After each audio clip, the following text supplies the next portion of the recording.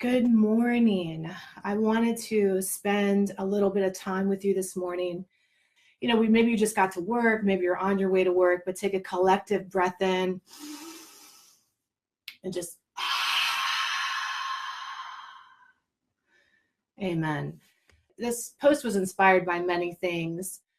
And I think it's just a really good morning to talk about change, growth, loss, opportunity, and kind of how we view change and how we feel about it. And when it happens in our own lives, it's funny because I always talk about the lesson of the seasons, which is how I explain change. There's a winter, there's a spring, there's a summer, and there's a fall. And I don't know about you, but fall has always been my favorite season. The reason I love fall so much, and a lot of people say they love fall so much, is because of all the change, right? The colors are beautiful, and it's like there's just a sense of change in the air is beautiful. There's a crispness kind of happening, and I think by nature, kind of, we do like change, right? We want to mix things up. We don't appreciate when things are boring or stagnant. But oh boy, we sure change our mind when it's change that we don't like or anticipate or want. So I made some notes and I wanted to share with you my thoughts on change and growth and how things move. So there are different types of change, right? The first type of change is like the change that we want. Change that we anticipate or we want to have happen, because we know like whatever we have over here is like kind of shit, right? It's not great. We don't love it. It's bad. And we're like, something's got to give. Something has to change. And that kind of change, we're about it, man. We're about it all day long. We're like, yeah, I'm going to change. And we're just like excited and we're happy. Take, for example, you're going to leave a bad relationship. That relationship something's got to give. It's time to go. And so you're excited about it. You're at a work situation, it's petered out, right? It's lame. It's not supporting you anymore. It's time to move on. It's time to go. You're in a bad behavior, a bad habit. You're addicted. You're codependent. You're self-destructive, and you're like, I've got to change. That kind of change is really easy to handle in a lot of ways because you anticipate it. You're the creator of it. Right? So you feel like you're in charge of it. Oh yeah, I've decided that I'm going to change that shit. Amen. Right? Good. But that kind of change requires something that most of us don't possess. Like John Maxwell always says, decisions help you start, but discipline helps you finish. And this is the kind of change where it's easy to make the decision, but the discipline is the hard part to follow. It's like, yeah, I know I need to do that thing. I need to leave. I need to quit that bad behavior. But shit, if I don't want it, I don't feel like doing it. And then every day we have to like decide to get up and like kick our own ass and kind of do the thing that we don't want to do because we decided for that change. Now we have to manage that decision every single day with the D word, the dirty D, discipline, which is no fun.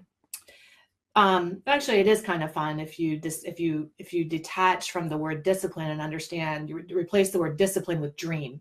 Because if you have discipline, that's the only way that you're going to live your dreams. It's the one thing that separates everybody else, the winners, from the people who don't succeed at the things that they want to do in their life. Discipline. They just are at it every day, no matter what. They don't care how they feel about it. They act in spite of their feelings. They get up, they kick their own butt. They're like, we're doing it. Let's go. They know how to parent themselves. So that's easy kind of change, right? The second kind of change that is kind of, that's the black and white, right? The two sides of the spectrum. The second kind of change is change you don't anticipate. Change you actually don't want. Change that you find scary. You get blindsided. You're like, what the hell is this? Oh my gosh, this is kind of crazy. Now let me help you with this kind of change. This kind of change doesn't really happen to anybody. The blindside change, like, I didn't see that coming. I had no idea, because most of the time we all know what's coming. We all know the writing on the wall. What we do is we put blinders onto it and we say, well, that's not really happening. And so then we pretend to get blindsided. But really what we did is we didn't listen to our own intuition that said, hey, you got to make a change here. So God said, all right, sweetheart, here's your change that you've been looking for. Right.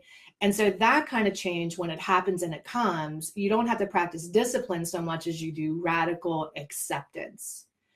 It is a divine opportunity when this kind of change comes into your life. Like, I know some of you just ended a relationship where you were just like, oh my God, and like you didn't want to do it, right?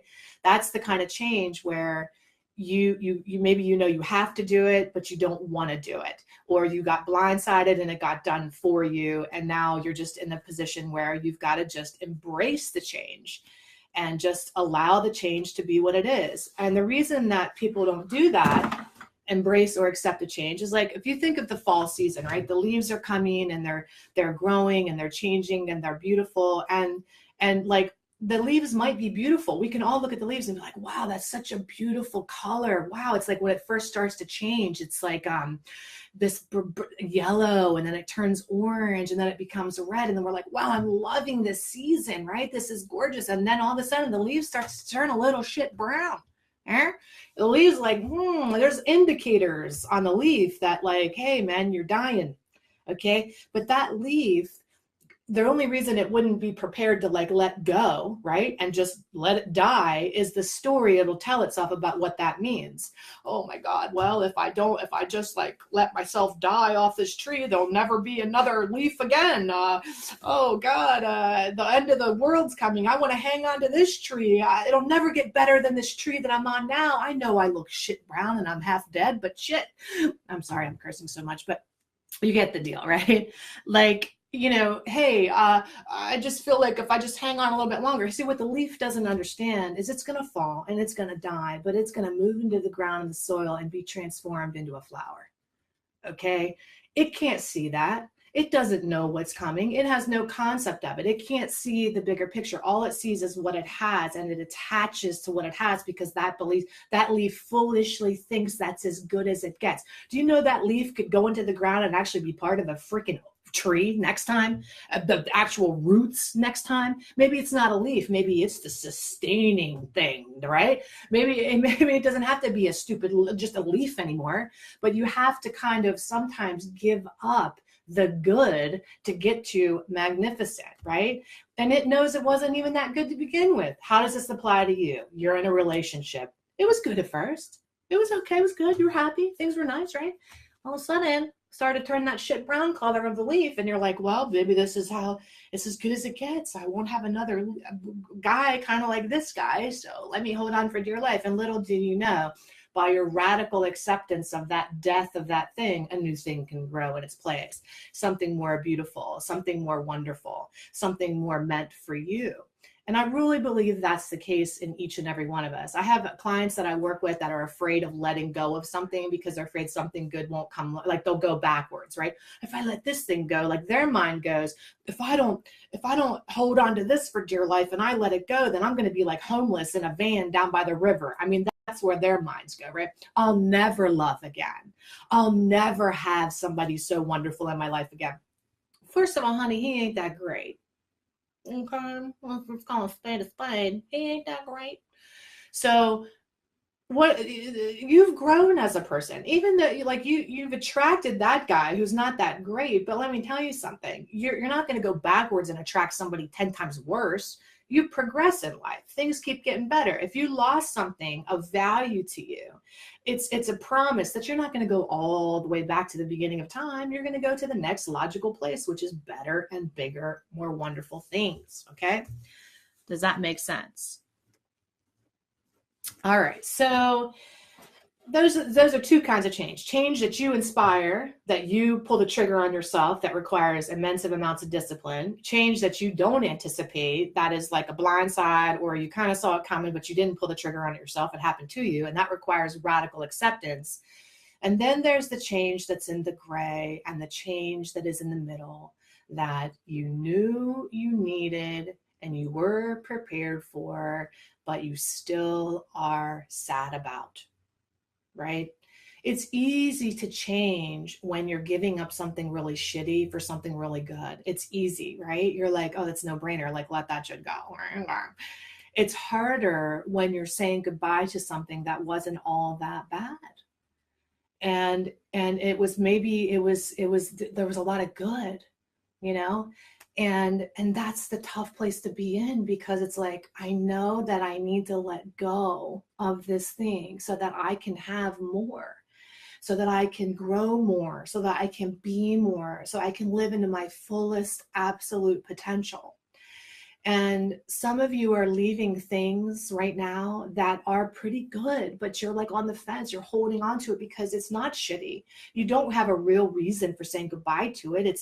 You can be grateful for it even, but you know there's something more for you.